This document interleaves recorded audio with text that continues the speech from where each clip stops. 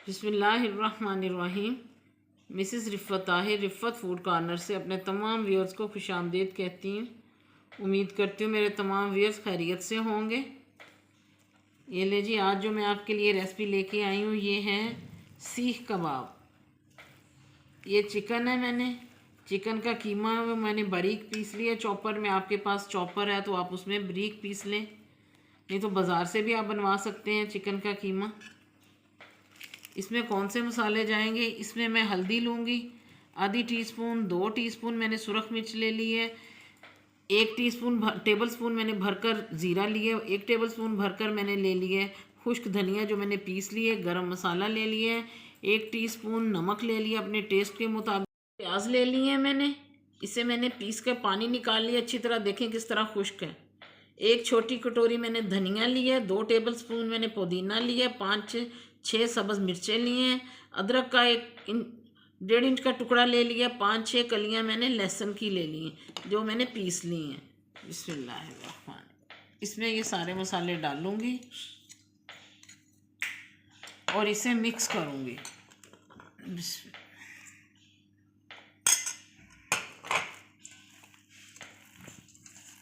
ہاتھوں سے اچھی طرح مکس کروں۔ امید کرتی ہوں میرے تمام یوٹیوب کے ویورز خیریت سے ہوں گے۔ رمضان بہت اچھا جا رہا ہوگا ماشاءاللہ سے، رحمتوں برکتوں کا مہینہ ہے۔ اسے اچھی طرح مکس کر کے تو 10 منٹ کے لیے چھوڑ دوں گی۔ یہ کس قدر خشک ہے ماشاءاللہ، گیلا نہیں ہونا چاہیے بالکل بھی۔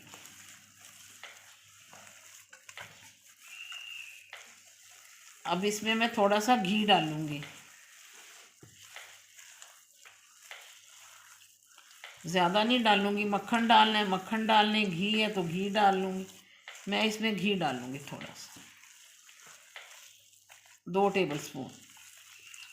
اسے میں مکس کر کے اچھی طرح چھوڑ دوں گی 10 منٹ کے لیے۔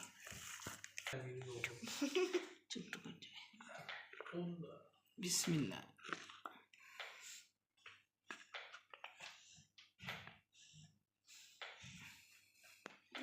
2 ٹیبل سپون میں نے گھی ڈال لی۔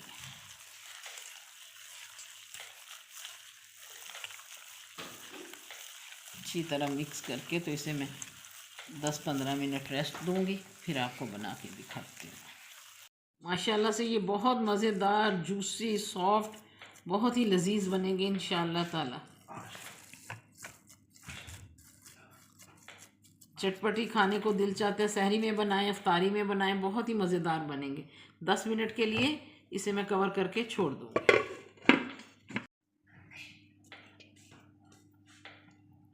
یہ میں نے بنا لیا ہے کباب، اسے میں بسم اللہ، یہ دیکھیں یہ کباب میں نے ریڈی کر لیے۔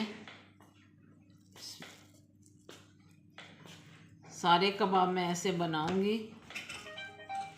اگر آپ نے فوراً آج ہی بنانے ہیں تو پھر آپ اسے اسی وقت فرائی کر لیں تو ماشاءاللہ سے بن جائیں گے۔ اگر آپ نے ان کی گریوی والے بنانے ہیں تب بھی آپ انہیں بنا کے تو گریوی تیار کر کے تو اسے استعمال کر سکتے ہیں گریوی میں۔ اگر آپ نے گریوی میں نہیں استعمال کرنے، فریز کرنے ہیں انہیں، تو میں انہیں تھوڑا سا سٹیم دے لوں گی۔ سٹیم دے کے تو انہیں year tight lock zip bag میں رکھ کر تو پھر میں اسے رکھ لوں گی۔ جس دن میں نے بنانے ہوں گے تو میں نکال لوں گی۔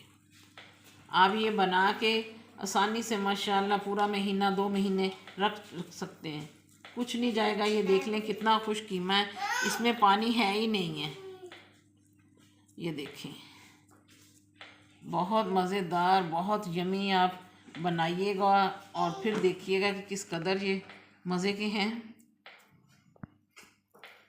بہت ہی مزیدار ہے ماشاءاللہ سے۔ یہ دیکھیں ماشاءاللہ سارے کباب میں نے بنا لیے ہیں۔ اب میں سٹیمر رکھ کے تو 7 منٹ کی اسے سٹیم دے لوں گی، 5 سے 7 منٹ۔ سٹینر رکھ دیا ہے میں نے، اور سٹینر کے اوپر میں یہ کباب رکھ رہی ہوں۔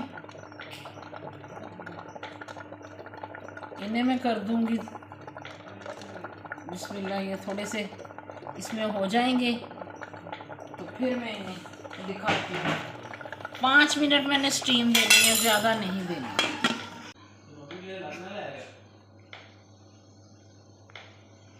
یہ دیکھیں کباب کو میں نے اسٹیم دے لیا ہے, کتنے سافٹ کتنے یہ جوسی بنیں گے. آپ اسے ٹھنڈے کریں اور زپ لاک بیگ میں لگا کے رکھ لیں. ایک میں نے فرائی کر لیا ہے آپ لوگوں کو دکھانے کے لیے. یہ دیکھیں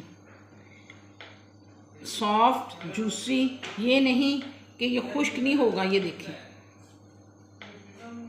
بہت مزے کا, بہت ہی ٹیسٹی. آپ بنائیے اور انجوائے کیجئے گا. چپاتی کے ساتھ لیں, پراٹھے کے ساتھ لیں. آپ اس کے رول بنا کے لے سکتے ہیں پراٹھا رول میں. ٹھنڈا ہو جائے تو زپ لاک بیگ میں آپ اسے ڈال کے تو آپ فریزر میں رکھ لیں. جب آپ کا موڈ ہو آپ نکال کے جس فارم میں آپ کا دل چاہ رہا ہے آپ لیں.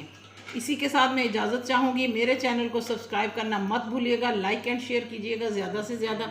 مجھے دعاؤں میں یاد رکھیے گا. اپنا بہت خیال رکھیے گا. اللہ حافظ.